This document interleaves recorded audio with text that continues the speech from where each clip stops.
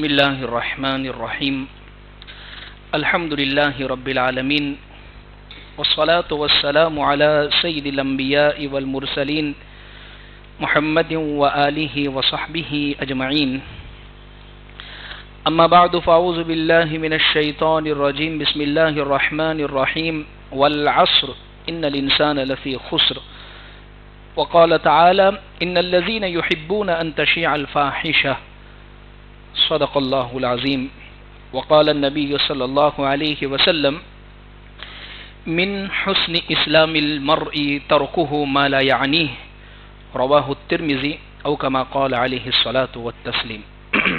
عزیز بزرگوں،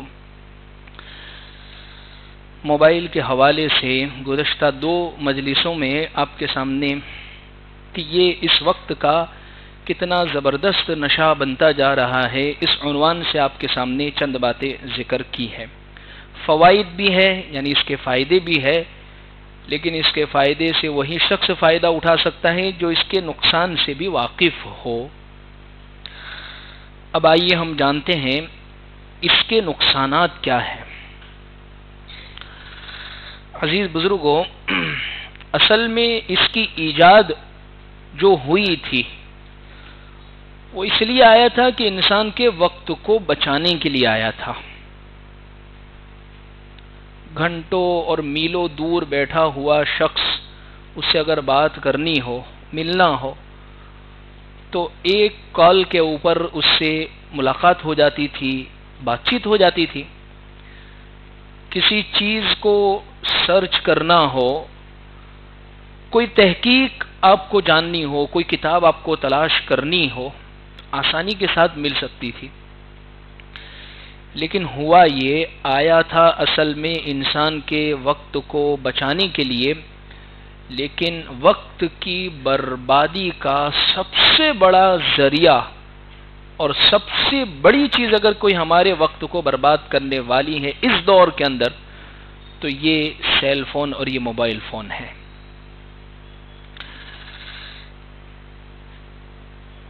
ہم سب کو معلوم ہے کہ اس پر ہمارا وقت کیسے ضائع ہوتا ہے۔ اگر ہمارا روزانہ کا اسکریننگ ٹائم ہم اس کو کتنا دیکھتے ہیں، ہم اس کے ساتھ کتنی دیر لگے رہتے ہیں، اوسطاً ایک پرسنٹیج اگر نکالا جاوے، سریراش اگر نکالا جاوے تو ہر آدمی 7 سے 8 گھنٹے روزانہ اس کو دے رہا ہے۔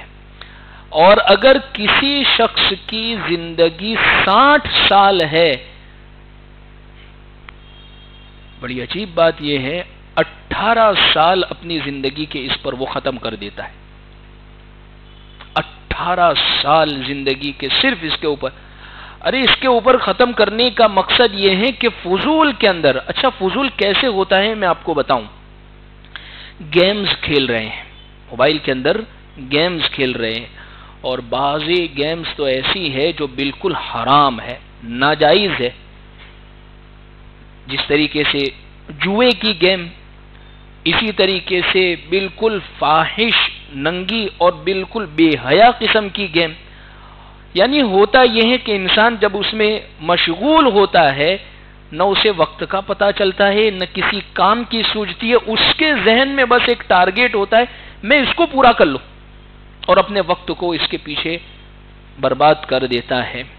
دیکھیے آج ہمارے اندر، آج ہم پہلے کے بالمقابل ہم بہت زیادہ بے صبرے جو ہو گئے، چڑچڑاپن جو بہت سارا آ گیا ہے، انسان فوراً ہی جلدی، آج آپ دیکھیے راستے سے آپ گزرے، تھوڑی سی گاڑی کسی سے ٹچ ہو گئی ہے، پہلے کیا ہوتا تھا کہ اگر کسی کے ساتھ تو فوراً رک کر سامنے آمنے دونوں معافی تلافی کر لیتے تھے، غصے فوراً نہیں ہو۔ آج نوجوانوں کا حال یہ ہے، میں اسی رمضان کی بات کروں، اسی رمضان کے اندر، بلکہ گزشتہ شاید کہ کسی نے گاڑی تھوڑی سی باہر پارک کر دی اس لیے کہ نماز میں مجھے جلدی پہنچنا ہے، حالانکہ حکم یہ ہے آپ پیدل آئے، گاڑی کو ترتیب سے رکھے، لیکن وہ تھوڑے سے دیر اور لیٹ پہنچے، اس کے نتیجے کے اندر قصور خود کا ہے اور انسان اس کو دوسرے پر نکال رہا ہے۔ یہ سب بہت جلد بازی ہونے کی وجہ کیا ہے؟ ایسے کارٹونز، ایسے پروگرام، ایسی گیمز اور ایسی چیزیں ہمیں اس پر دکھائی گئی ہے کہ انسان نہ چاہتے ہوئے بھی وہ غصے والی زندگی بسر کر رہا ہے۔ اب دیکھیے بچوں کے ہاتھ میں جو گیمز ہے، پب جی اس قسم کی، فری فائر، اس میں کیا سکھایا جا رہا ہے؟ ٹوٹلی صرف مار دھاڑ، خون خرابہ، وہی چیز سکھائی جا رہی ہے۔ بچپن سے جب یہ چیزیں دیکھ رہے ہیں تو ان کے دلوں کے جو اللہ نے نرماہٹ رکھی ہے وہ سختی پنے کے اندر تبدیل ہو جاتی ہے۔ نہ پھر کسی کو دیکھ کر ان کا دل پسیجتا ہے، نہ کسی کی تکلیف کو دیکھ کر ان کے دل کے اندر داعیہ پیدا ہوتا ہے، بس وہی جذبات ہے۔ خیر میں اس پر تو آئندہ پھر ذکر کروں گا، لیکن اصل میں اس کے اوپر انسان لگا ہوا ہے گیمز کے اوپر، ویڈیوز بغیر فالتو کے بس دیکھا جا رہا ہے، ریلز دیکھا جا رہا ہے، شارٹس یہ دیکھ رہا ہے، اسٹیٹس دیکھ رہا ہے۔ بعضوں کے وقت برباد کرنے کا حال یہ ہے، سب دیکھ لیا، موبائل کا نیٹ بھی ختم ہو گیا، اب کرنے کا کچھ بھی نہیں ہے، تو پرانے اور جونے ویڈیو نکال کے جس کو کئی مرتبہ دیکھ چکا پھر وہ واپس اسی کو دیکھنے لگ جاتا ہے۔ وقت ضائع۔ حدیث پاک میں اللہ کے نبی صلی اللہ علیہ وسلم نے وقت کے تعلق سے اتنی زبردست بات ارشاد فرمائی ہے کہ حضور نے فرمایا من حسن اسلام المرء ترکہ ما لا یعنی، سب سے بہترین اسلام یہ ہے کہ انسان لا یعنی چیزوں کو، فضول چیزوں کو بھی چھوڑ دے۔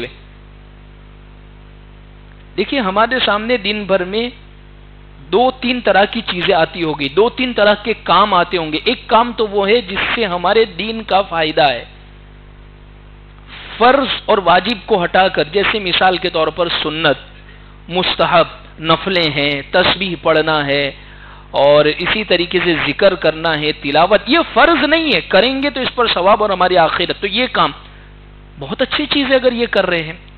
کچھ چیزیں وہ ہوتی ہے جس میں دینی فائدہ تو نہیں ہے، دنیاوی ہمارا فائدہ ہے، جیسے مثال کے طور پر روزی کمانا، اچھا یہ بھی دینی ہی فائدہ ایک طرح سے، اولاد کے لیے تھکنا، حدیث میں اس کی بھی فضیلت آئی ہے، لیکن ورزش کرنا، کثرت کرنا، اسی طریقے سے اپنی صحت کو برقرار رکھنے کے لیے چلنا، اس میں بھی کوئی حرج کی بات نہیں ہے۔ لیکن کچھ کام وہ ہوتے ہیں جو بالکل لا یعنی ہوتے ہیں، فضول ہوتے ہیں، بس بیٹھے ہیں، گپ شپ چل رہی ہے، غیبتیں ہو رہی ہے، وقت گزارا جا رہا ہے، اور مجھے معاف کیجیے گا ہم سے زیادہ وقت برباد کرنے میں ماہر اور کون ہو سکتا ہے؟ پوری رات ہم چوراہوں پر بیٹھ کر گزار دیتے ہیں، یعنی اگر وقت برباد کرنے کا کہیں تمغہ اور میڈل ملے تو شاید ہماری قوم کو ملنا چاہیے، اس لیے کہ ہم بہت زیادہ ماہر ہیں وقت کو برباد کرنے میں۔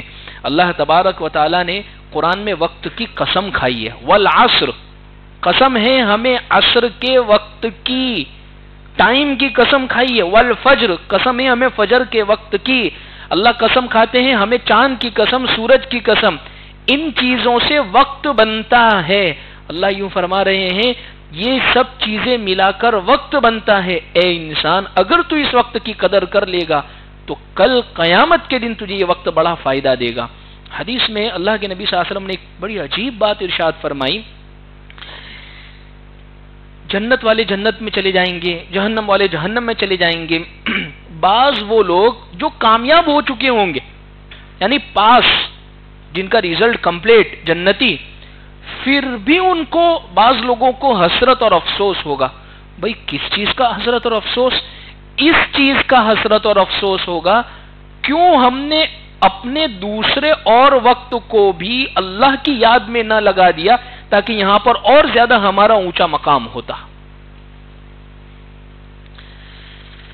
اس لیے عزیز بزرگوں، حدیث ہے، بخاری اور مسلم کی روایت ہے، نعمتان مغبون فیہما کثیر من الناس، دو نعمتیں ایسی ہیں ہر انسان کو ملی ہے، سب کو ملی ہے، لیکن انسان یہ دھوکے میں پڑا ہوا ہے آج ہے تو کل بھی رہے گی، کل ہے تو پرسوں بھی رہے گی، لیکن ہوتا یہ ہے بعض مرتبہ یہ نعمت انسان سے چھین جاتی ہے، چلی جاتی ہے، پھر اس پر وہ افسوس کرتا ہے۔ وہ دو نعمتیں، الصحہ، تندرستی کی نعمت، الحمدللہ حاصل ہے. اس تندرستی کو اللہ کی عبادت، فرما برداری، نیک کاموں میں لگائے. ورنہ جب یہ چلی گئی تو میں نے ایسے کئی لوگوں کو دیکھا بسترے مرگ پر پڑے پڑے رو رہے ہیں کہ ہم نے جوانی ضائع کر دی، ہم نے اپنی زندگی برباد کر دی. اب کرنے کے جذبات دل میں پیدا ہو رہے ہیں، لیکن اب تندرستی، صحت، ہماری عمر ہمارا ساتھ نہیں دے رہی ہے.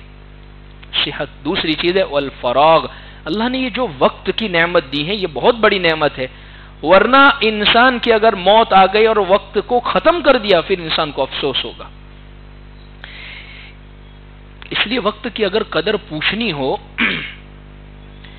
1 سال کی اگر قدر پوچھنی ہو تو اس بچے سے پوچھو جس نے CA کی، چارٹرڈ اکاؤنٹ کی ایگزام دی ہو اور وہ اس میں فیل ہو گیا ہو. اس سے پوچھو 1 سال کی قدر کیا ہوتی ہے. اس کو افسوس ہوتا ہے میں اس سال فیل ہو گیا، یعنی میرا پورا سال ضائع ہو گیا. 1 مہینے کی اگر قدر پوچھنی ہو اس شخص سے پوچھو جس کو تنخواہ نہ ملی ہو، سیلری بیس جو کام کر رہا ہے، اس سے پوچھیں کہ مہینہ کیسے گزرتا ہے. وہ بتاتا ہے ہر دن وہ گزارتا ہے مہینے کی تاریخ، پہلی دوسری تاریخ آنے کے انتظار میں اب تنخواہ ملے گی، اب سیلری ملے گی. اس سے پوچھو مہینہ کیسے گزارا جاتا ہے. یہ وقت کی قدر پر میں آپ کو دنیاوی حساب سے بات سمجھا رہا ہوں. 1 دن کی اگر قدر پوچھنی ہو تو اس شخص سے پوچھو جس نے روزہ رکھا ہو. کیسے رمضان میں گن گن کے، یعنی 7:17 پر اگر افطار ہے تو بالکل ایگزیکٹ 1 سیکنڈ میں فوراً وقت کی ایک ایک لمحے کی قدر سمجھائی ہے ہمیں. 1 گھنٹے کی اگر قدر پوچھنی ہو تو اس شخص سے پوچھو جس نے کسی کو ٹائم دیا ہو میں آپ سے 1 گھنٹے کے بعد آ کر ملتا ہو، اور جب 1 گھنٹہ پورا ہو جاتا ہے پھر اس آدمی سے پوچھو اس پر کیا گزرتی ہے. الانتظار اشد من الموت، موت سے بھی زیادہ اس کو تکلیف ہوتی ہے کسی کی راہ اور انتظار کرنے میں. اور 1 سیکنڈ اور 1 منٹ کی قدر پوچھنی ہو تو اس شخص سے پوچھو جس کی کوئی ٹرین یا جس کی کوئی فلائٹ مس ہو گئی ہو اور وہ کہتا 1 منٹ بس لیٹ پڑ گیا، وہ میرے سامنے سے فلائٹ اڑ رہی، وہ میرے سامنے سے ٹرین گزر رہی تھی. اس کو پتا ہو چلتا ہے کہ 1 منٹ کتنا قیمتی تھا. عزیز بزرگوں، اللہ تبارک و تعالی نے جب یہ نعمت دی ہے وقت کی، اس پر ہم ضائع نہ کریں. یہ 7-8 انچ کی جو اسکرین ہے، یہ 6 انچ کی جو اسکرین ہے، یاد رکھیں ہمیں ایسا مشغول کرنے کے لیے لائی گئی ہے کہ انسان کو کسی دوسری چیز کی سمجھ ہی نہ پڑے. دیکھیے جتنے بھی ماہر لوگ، جتنے بھی جنہوں نے دنیاوی حساب سے ترقی کی ہے یا جنہوں نے دینی اعتبار سے ترقی کی ہے، ان کی زندگی میں سب سے امپورٹنٹ اگر کوئی چیز تھی تو وہ تھا ٹائم مینجمنٹ. ملاقات کے لیے یہ وقت تو بس یہی وقت.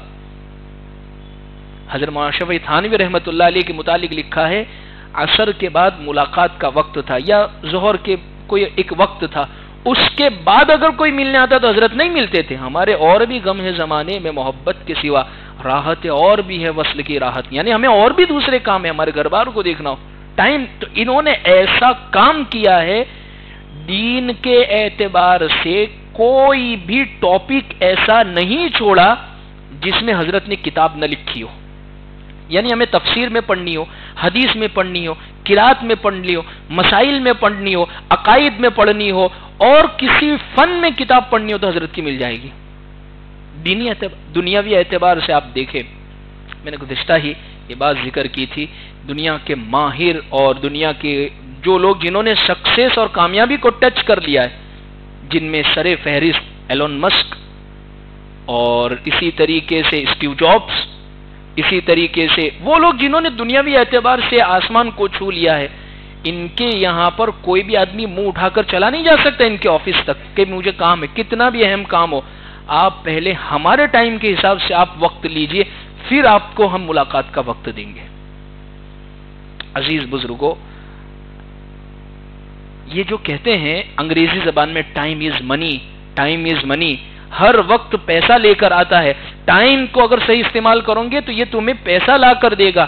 عربی ایک شخص نے ٹائم کے بارے میں اتنی عظیم بات کہی ہے، انگریزی دان نے تو یہ کہا ٹائم از منی، عربی ایک شخص نے کہا ہے الوقت الحیات، وقت ہی زندگی ہے تو وقت ہے، اگر زندگی نہیں رہی تو کس کے پاس پھر وقت ہے؟ اسی لیے کسی نے بڑی پیاری بات کہی، الوقت کالسیف، وقت یہ ہے تلوار کی طرح، ان لم تقطعه لقطعک، اگر تو اس کو کاٹ نہیں لیتا، یعنی تو اس کو اچھے طریقے سے کاٹ کر اپنے کام کا نہیں بنا لیتا تو یہ تیرے لیے رکنے والا نہیں ہے، یہ تجھے کاٹ کر نکل جائے گا۔ تو اگر موبائل لے کر بیٹھا ہے، ریلز دیکھ رہا ہے، شارٹس دیکھ رہا ہے، فالتو کی ویڈیوز دیکھ رہا ہے، ادھر ادھر کی چیٹ میں لگا ہوا ہے، ایسے ہی موبائل کے اندر لگا ہوا ہے، تو یاد رکھ یہ تیرے لیے وقت رکنے والا نہیں ہے۔ اس لیے میں نے پہلے ہی یہ بات کہی تھی کہ عجیب بات یہ ہے کہ یہ آیا تھا وقت بچانے کے لیے، مگر اسی کو وقت ضائع کرنے کا ہم نے ذریعہ بنا دیا ہے۔ یعنی کہتے ہیں اردو زبان میں، گیا وقت پھر ہاتھ آتا نہیں، کہتے ہیں جب وقت چلا گیا تو وہ واپس نہیں آتا ہے۔ اس لیے اللہ نے قرآن میں ایسے لوگوں کی تعریف فرمائی ہے، ہماری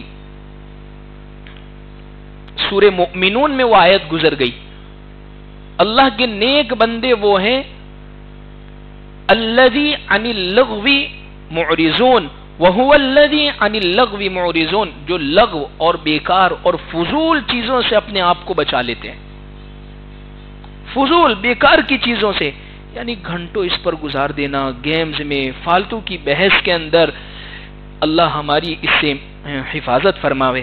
اور بڑے دکھ کے ساتھ میں یہ ذکر کر رہا ہوں، سب سے زیادہ ٹائم کی قیمت، اور ٹائم کی قیمت پریکٹیکلی اگر کسی مذہب نے سمجھائی ہے، ایک تو اچھے اچھے اسپیکرز بولنے والے اور اچھے اچھے سمجھانے والے بہت دنیا میں ہر مذہب میں ملیں گے کہ ٹائم کے بارے میں ہمارے مذہب کے بڑوں نے یہ کہا ہے، لیکن پریکٹیکلی مذہب نے ٹائم کے ساتھ اگر کسی کو جوڑا ہے تو وہ دین اسلام ہے۔ 9 بجے کی نماز ہے، 9:10 پر اگر کوئی آ کر کہے کیا نماز اور جماعت، تو یہی کہا جائے گا بھائی آپ کی جماعت کا ثواب ختم ہو گیا۔ ٹائم، وقت پر آنا پڑے گا۔ فجر کی نماز کے لیے آپ وقت پر نہیں آئے، آپ کی نماز قضا ہو جائے گی۔ رمضان کا 1 مہینہ غفلت سے گزار دیا، عید کا چاند دیکھا دوسرے دن سے، بس اب میں نیت کرتا ہوں عید کے دوسرے دن سے میں رمضان کے روزے کی نیت کرتا ہوں۔ آپ لاکھ روزے رکھ لے، رمضان والے روزوں کا ثواب آپ کو نہیں ملے گا۔ ابھی اگر کوئی کہے کہ میں 1 مہینے پہلے تو حج کے لیے نہیں جا سکا، اب پیسے آ گئے، اب میں حج کے لیے جا رہا ہوں، اب میں حج کے لیے روانہ ہو رہا ہوں، تو اس سے یہی کہا جائے گا آپ کا حج قبول نہیں ہوگا، بلکہ حج ہوگا ہی نہیں، کیونکہ جس ٹائم میں شریعت نے آپ کو باندھ دیا ہے اسی ٹائم کے اندر وہ عبادتیں آپ کی قبول ہوگی۔ تو ہماری شریعت سے زیادہ ٹائم کی پابندی، ٹائم مینجمنٹ اور کس نے سکھایا؟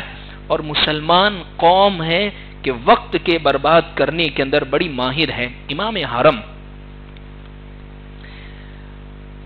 22 شوال 1419 ہجری، اس دن کا جو جمعہ تھا، اس دن کے جمعے کے اندر امام حرم نے خطبے میں یہ بات کہی تھی کہ ہماری صبح ہو رہی ہے تو اسی کے ساتھ ہم آنکھ کھولتے ہیں، اور ہماری جب رات ہوتی ہے تو اسی کے ساتھ ہم آنکھ کو بند کرتے ہیں۔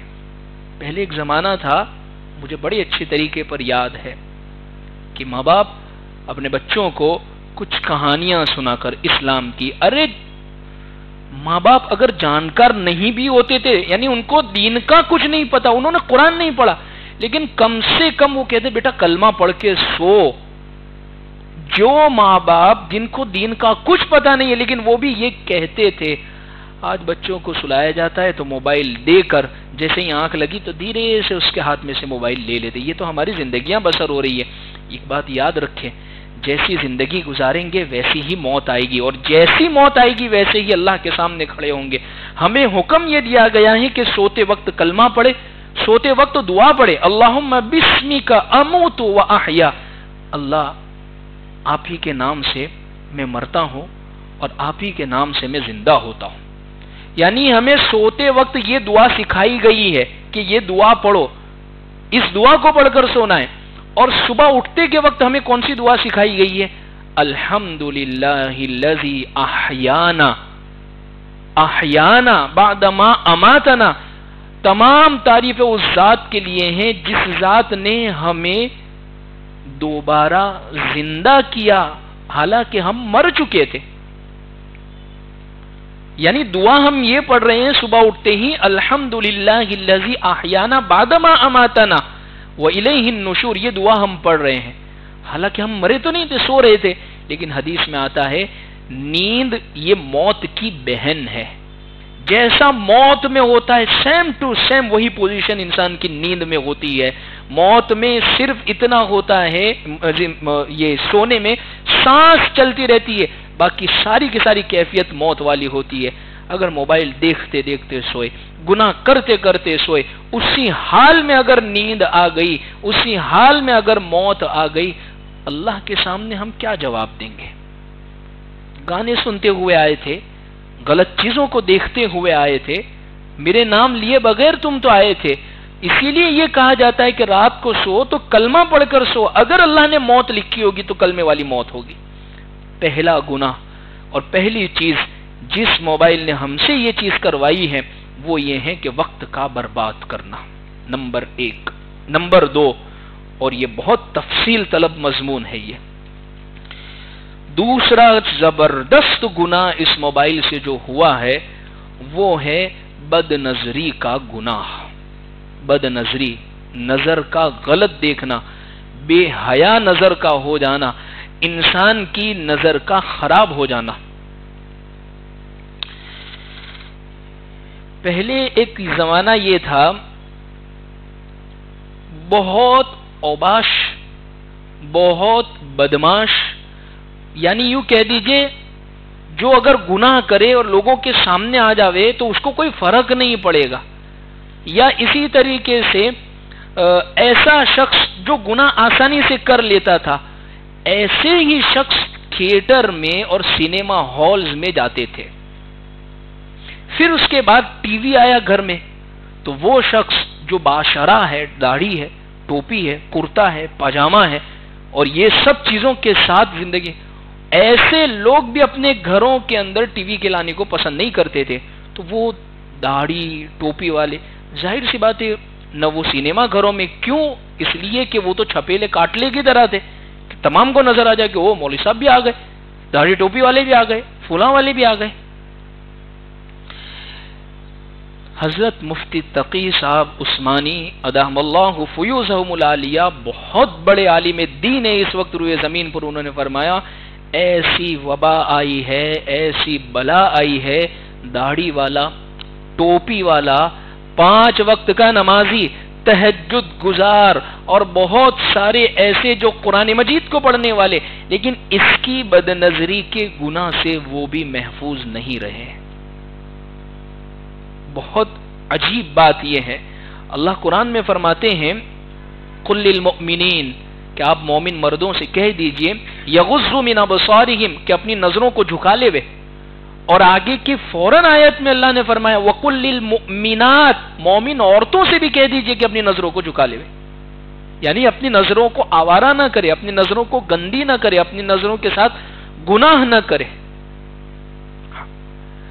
اس لیے ایک حدیث میں فرمایا العینان تزنیان، یہ آنکھیں جو ہیں، آنکھیں یہ بھی زنا کرتی ہے.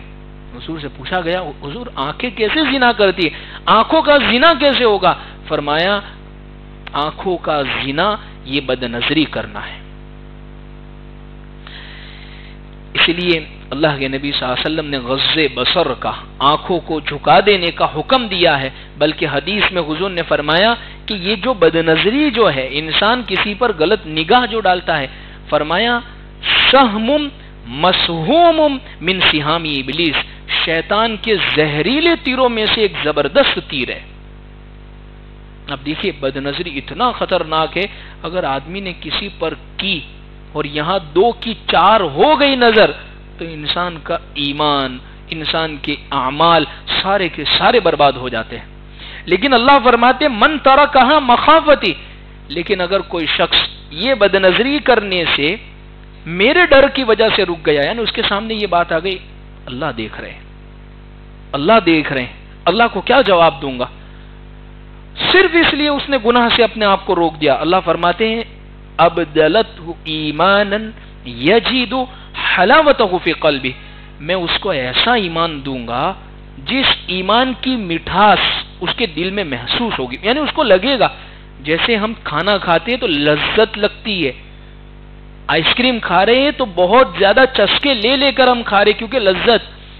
آج نمازوں کی لذت ختم ہونے کی بہت بڑی وجہ آنکھوں کا بے حیا ہو جانا. نوجوان, ادھیڑ عمر, بوڑھے تک ان چیزوں سے محفوظ نہیں ہے. پہلے گناہ کے اتنے مواقع انسان کو میسر نہیں ہوتے تھے, لیکن آج بدنظری اتنی عام ہو گئی ہے. دیکھیے پہلے بدنظری اگر کرنی ہوتی تو انسان کو محلے میں بیٹھنا پڑتا تھا, یا سڑکوں پہ جانا پڑتا یا گھومنے پھرنے کی پارک کی جگہوں میں جانا پڑتا تھا. آج بدنظری اتنی عام ہو گئی ہے, اس کو کرنے کے لیے بھی انسان کو اپنے روم سے بھی باہر نہیں نکلنا پڑتا ہے. اسی 6-7 انچ کی اسکرین پر پوری دنیا کی بدنظری انسان یہاں بیٹھے بیٹھے کر سکتا ہے. اس لیے عزیز بزرگوں, ضرورت اس چیز کی ہے کہ ہم اپنی نظروں کی حفاظت کریں, اپنی نظروں کو پاک رکھیں. حکیم اختر صاحب بہت بڑے صاحب دل گزرے ہیں, اللہ والے گزرے ہیں. وہ فرماتے ہیں جو نظر کی حفاظت کرتا ہے وہ اپنی بیوی کی قدر کرتا ہے, وہ اپنی بیوی سے محبت کرتا ہے کیونکہ اس کے پاس وہی ہے. اور جو نظروں کی حفاظت نہیں کرتا ہے, عام طور پر ایسے لوگوں کے درمیان میں ان کی بیویوں کے ساتھ جھگڑے ہوتے ہیں, ان کی بیویوں کے ساتھ وہ یعنی ہوتا یہ ہے اپنی بیوی پر ہر اعتبار سے وہ تانے ہی کستا ہوگا. تو ایسے اچھی نہیں لگتی, تو جاڑی ہو گئی ہے, تو فلاں ہو گئی ہے, تو آپ نے پتلی دیکھی کہاں ہے. پھر آپ نے ظاہر سی بات ہے سڑکوں پر گھومتے ہوئے آپ نے طرح طرح کی لڑکیوں کو دیکھا, آپ کو پھر آپ کی بیوی کہاں سے پسند آنے والی ہے. حضرت مولانا فیروز صاحب میمن, حاجی شکیل صاحب, ان کے بارے میں لکھا ہے کہ مجھے میری بیوی, حالانکہ حضرت 80-85 سال کی عمر میں یہ بات کر رہے ہیں, مجھے میری بیوی آج بھی مس ورلڈ اور مس یونیورس لگتی ہے.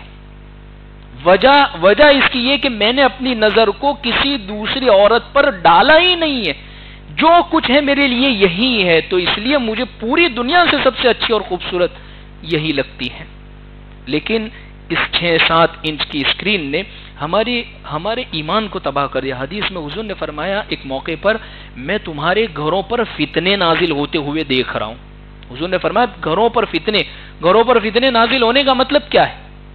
یعنی اس دور کے اندر اگر سمجھنا چاہے تو اس دور کے فتنے ایک کلک کے اوپر گناہ کا عام ہو جانا, ایک کلک کے اوپر معاصی کا عام ہو جانا, ایک کلک کے اوپر وائی فائی کے ایک پاسورڈ کے اوپر انسان کی ایمانی غیرت, ایمانی حمیت, ایمانی مٹھاس وہ ختم ہو جاتی ہے.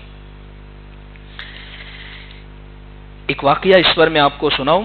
اس سے پہلے بھی میں نے آپ سے یہ بات ذکر کی تھی کہ ایک شخص نے اپنا نام ظاہر نہیں کیا لیکن بڑا پیارا مضمون لکھا ہے. میں نے اس سے پہلے بھی سنایا تھا, پھر مختصراً سنایا, آج پھر دل میں بات آ رہی ہے کہ یہ مضمون آپ کے سامنے سناؤں کہ یہ یوٹیوب کو ہم نے کیا سمجھ لیا ہے.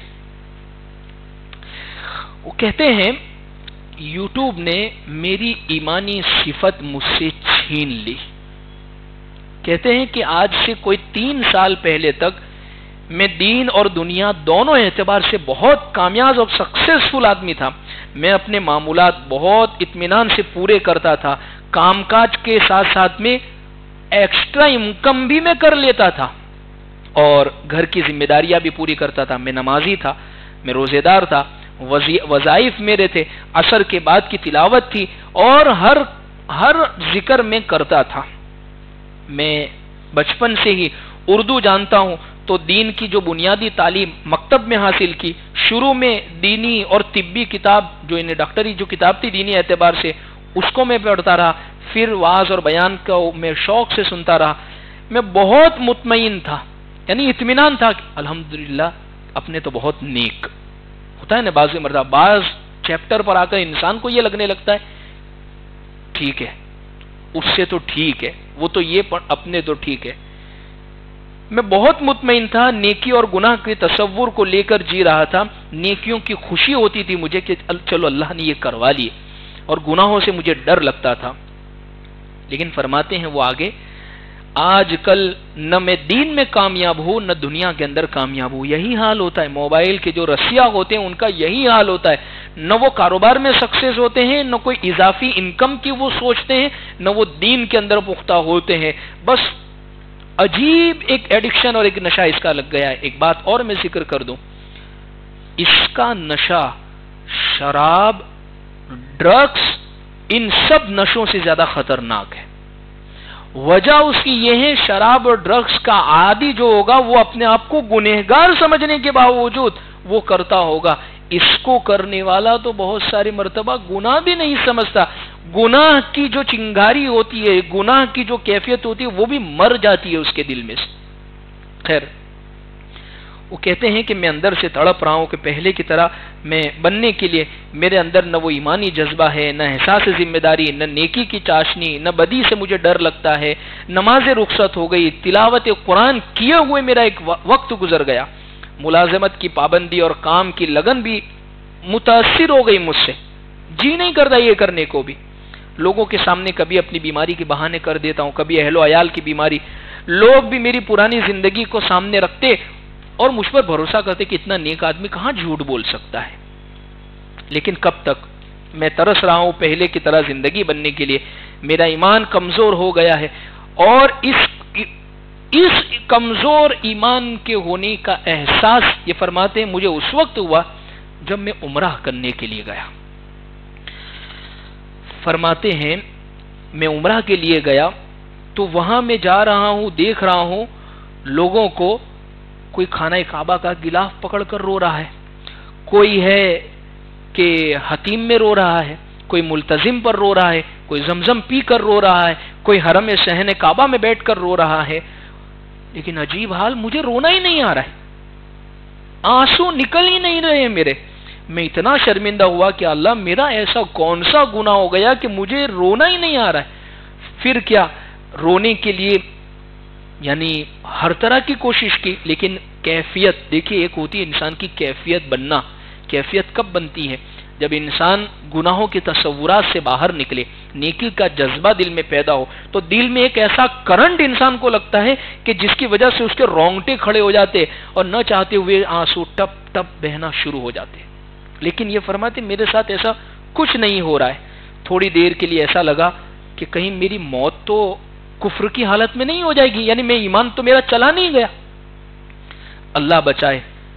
پھر میں مدینہ آ گیا، مسجد نبوی میں میں بیٹھا ہوں. وہاں بھی میری کیفیت نہیں بن رہی، وہاں بھی مجھے رونا نہیں آ رہا ہے. سچ تو یہ ہے کہ حرمین کے زمانے میں، یعنی مکہ اور مدینہ، ان دونوں زمانے میں میری نمازیں تک قضا ہو گئی نمازیں تک. لیکن یہ سب ہو رہا تھا، تڑپ بھی رہا ہوں، اللہ کیا ہو گیا ہے میرے ساتھ کہ میں حرمین میں آیا ہوں لیکن میرے دل کے اندر یہ جذبہ ہی پیدا کیوں نہیں ہو رہا ہے، یہ چیزیں، یہ کیفیت نہیں بن رہی ہے. لہذا دیکھیے، کاروبار میں اگر ہمارا نقصان ہو تو ہم حل تلاش کرتے، بھئی اس کا سورس اور اس کی جگہ کہاں ہے، کہ یہ شروع کیسے ہوا، اور فوراً اس حل کو تلاش کر کے ہم عمل کرنے کی کوشش کرتے ہیں کہ آئندہ سے اس پر ہم احتیاط کریں گے، آئندہ سے ان چیزوں پر ہم کور کریں گے تو ہمیں منافع بھی نظر آئے گا اور نقصان بھی کم ہوگا. یہ کہتے ہیں میں نے سب سوچا، اعمال کا جائزہ لیا، اور میں نے اس ناسور کو ڈھونڈ لیا کہ جس نے میرے ایمانی حرارت، ایمانی جوش اور جذبہ جس نے ختم کر دیا. اور وہ فرمایا 3 چیزیں میرے سامنے نظر آئی جس نے میرے ایمانی جذبے کو ختم کر دیا تھا.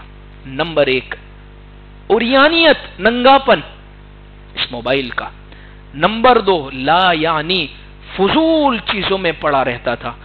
نمبر 3، کثرت ضحک، بہت زیادہ ہنسنا. یہ 3 چیزیں ہیں جس نے میرے دین اور دنیا کو برباد کر دیا.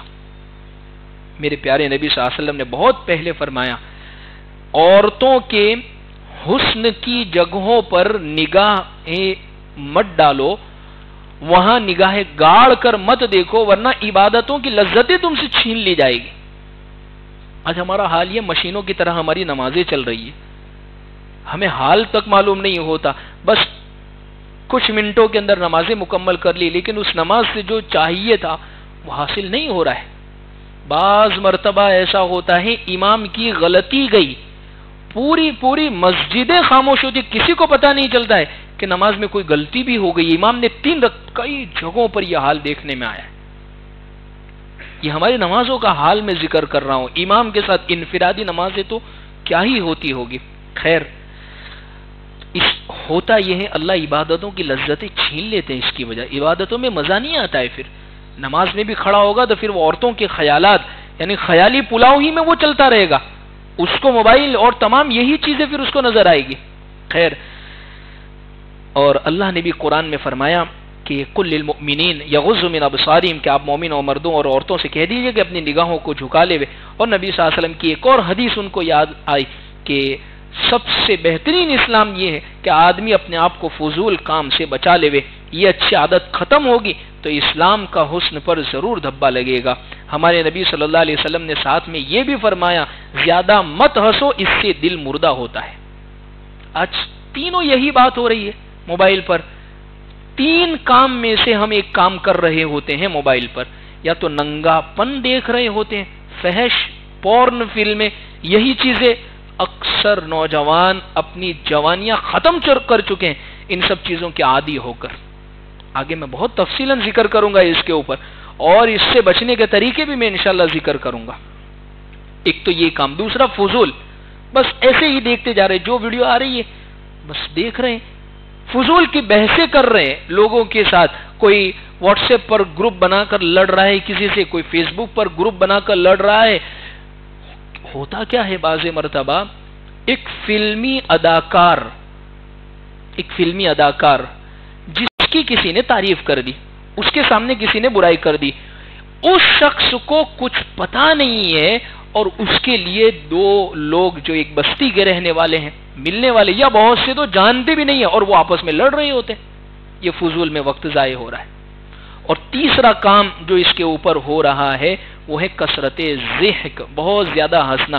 ہر تھوڑے وقت کے بعد ہمیں کوئی جوکس چاہیے، ہمیں کوئی چٹکلا موبائل میں چاہیے، کوئی ایسی ویڈیو چاہیے جس سے ہمیں ہنسی آوے۔ اگر تھوڑا ٹائم گزر گیا اور ایسی چیز ہم نے نہیں دیکھی تو ہم یہ سمجھتے کہ پھر موبائل سے انٹرٹینمنٹ کیا کیا ہم نے، پھر موبائل ہے کیوں تمہارے پاس، اسی چیز کا ہم نے ذریعہ اس کو سمجھ لیا ہے۔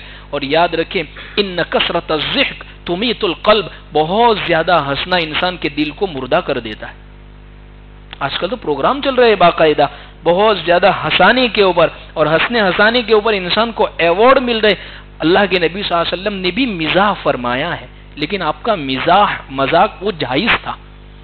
آج کل کے مزاح اور مذاق سامنے والے کی عزت کو ختم کر دیتے ہیں، سامنے والے کو بدنام کر دیتے ہیں، برے لقب سے پکارتے ہیں، اس کے راز کو فاش کر دیتے ہیں، ایسا ہمارے مذاق ہوتے ہیں۔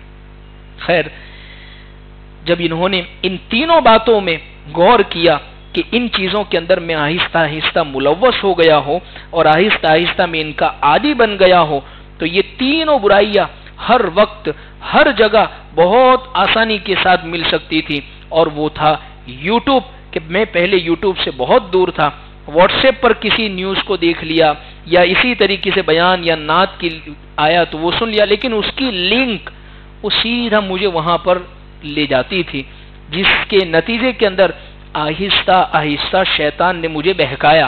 بیان آیا اور بیان کے نیچے فوراً کسی ناچتی ہوئی لڑکی کا ویڈیو آیا، کوئی ننگا ویڈیو آیا، کوئی نیم برہنہ آدھے کپڑے پہنے ہوئے کوئی ایسا ویڈیو آیا، اور اس کو میں نے دیکھنا شروع کر دیا۔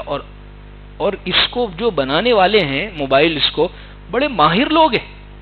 ہم کیا سمجھتے ہیں یہ جتنی بھی چیزیں ہم اپنے ارد گرد دیکھتے ہیں، جیسے کبھی کسی شوز یا کسی مالز کے اندر سیلز لگتی ہے 50%، تو کیا سمجھتے ہیں انہوں نے اپنے اسٹاک کو آدھے دام میں نکال دیا، وہ ہم سے زیادہ ماہر ہے اکانومی کے میدان میں، وہ سمجھتے ہیں ہماری نفسیات کو۔ آپ جائیں دو چیزیں صرف 50% میں ملے گی، باقی ساری چیزیں وہی ریٹ پر. اب آپ کو باہر نکلنے میں بھی شرم آئے گی، اس لیے کہ اگر خالی ہاتھ جاؤں گا تو سارے کے سارے اندر جتنے بھی کام کرنے والے مجھے گوریں گے، آدمی شرم میں آ کر دیکھ لیتا ہے. ایسا ہی موبائل کے پیچھے لگنے والے ماہرین بھی ہے.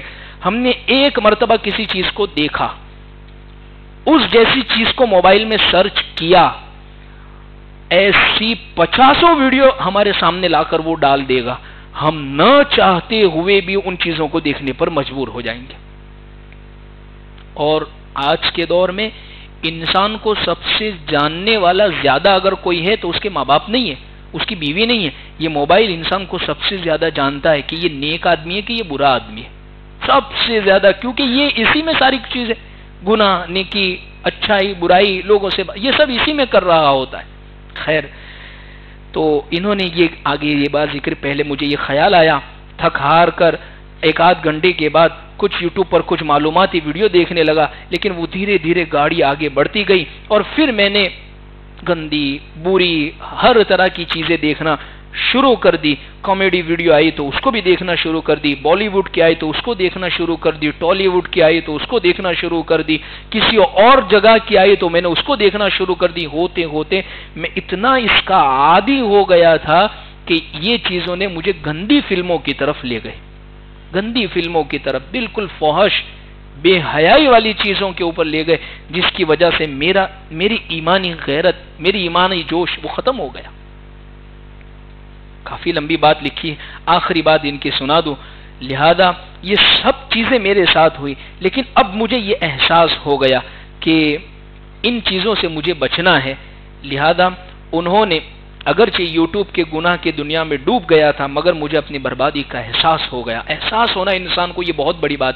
اسی لیے خیر التوابین، سب سے خیر الخطائین التوابون، سب سے بہترین گنہگار، گناہ کرنے والا بھی اچھا ہو سکتا ہے کوئی، یعنی حضور فرما رہے ہیں سب سے اچھا گنہگار، اچھا گنہگار، ہاں فرمایا وہ جو گناہ کے بعد فوراً توبہ کرنے والا ہو.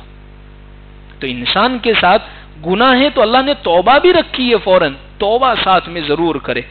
اگر بھول سے ہو گیا ہے توبہ فوراً کرے. لہذا جب احساس ہوا، میں نے امام غزالی رحمۃ اللہ علیہ کی ایک کتاب ہے منہاج العابدین، کیمیاء سعادت، احیاء العلوم اور رسالہ قشیریہ، یہ امام یافعی کی بزم اولیاء اور سیدنا شیخ عبد القادر جیلانی کے خطبات کا مطالعہ کرنا شروع کیا. الحمدللہ دنیا کو جانا، مگر اب بہت ڈر لگتا ہے کہ کہیں پھر سے میرے قدم ڈگمگا نہ جاوے. اب میرا حال یہ ہے، میں اپنے بیڈ روم میں تنہا نہیں ہوتا ہوں، کبھی تنہا ہوتا ہوں تو میں اپنے ماں باپ کے ساتھ جا کر بیٹھ جاتا ہوں. یعنی میں اپنے نفس کو اور شیطان کو ایسا موقع اور ایسی تنہائی دیتا ہی نہیں ہوں کہ وہ مجھے کسی قسم کے گناہ پر آمادہ کر دے. اس لیے عزیز بزرگوں، آج ہم سب اس دلدل کے اندر پھنستے جا رہے ہیں، ہماری نسل اس کے اندر پھنستی جا رہی ہے. ضرورت اس چیز کی ہے کہ ہم اس کے گناہ کو گناہ ہونے کو سمجھیں. بہت بہت زیادہ اس نے ہمیں ہماری نظروں کو آوارہ کر دیا. کیسا آوارہ کیا ہے؟ اللہ قرآن میں فرماتے ہیں وَأَمَّا مَنْ خَافَ مَقَامَ رَبِّهِ وَنَهَى النَّفْسَ عَنِ الْهَوَىٰ، جو شخص اللہ کے ڈر کی وجہ سے گناہ سے رک گیا، اللہ تبارک و تعالی اس کو جنت الفردوس میں اعلیٰ مقام عطا فرمائیں گے. جب کبھی ایسا داعیہ دل میں پیدا ہو، فوراً اللہ کا ڈر دل میں پیدا کر کے ان چیزوں سے اپنے آپ کو روک دے. ہم کیا سمجھتے ہیں ہماری یہ سارے ریکارڈ کل قیامت کے دن کھولے جائیں گے، سب کے سامنے گناہوں کی پیٹیاں کھلے گی ہماری، اور سب ہمارے ریزلٹ باہر آنا شروع ہوگے. پھر افسوس ہوگا کہ ہماری تنہائیاں کیسی گزرتی تھی. خیر، یہ بے حیائی کا کچھ میں نے آپ کے سامنے ذکر کیا نظروں کے، لیکن اس سے زیادہ جو خطرناک چیز ہے جس میں نوجوان نسل بہت زیادہ شکار ہو چکی ہے، وہ گندی فلموں کے عادی ہو جانا. کس کس طریقے پر عادی ہوتے جا رہے ہیں، اور جس کے نتیجے کے اندر انسان کس کس راستوں تک پہنچ چکا ہے. انشاءاللہ آئندہ ذکر کریں گے. اللہ سے دعا کرتے ہیں اللہ ہمیں عمل کی توفیق عطا فرمائے. وآخر دعوانا الحمدللہ رب العالمین. اللهم لك الحمد كما أنت أهل فصل على محمد كما أنت أهل وافعل بنا ما أنت أهل فإنك أهل التقوى والمغفرة. ربنا آتنا في الدنيا حسنة وفي الآخرة حسنة وقنا عذاب النار وقنا عذاب القبر وقنا عذاب الحشر وقنا عذاب الدين. جزا الله عنا محمدا صلى الله عليه وسلم بما هو أهله. سبحان ربك رب العزة عما يصفون وسلام على المرسلين والحمد لله رب العالمين برحمتك يا رب.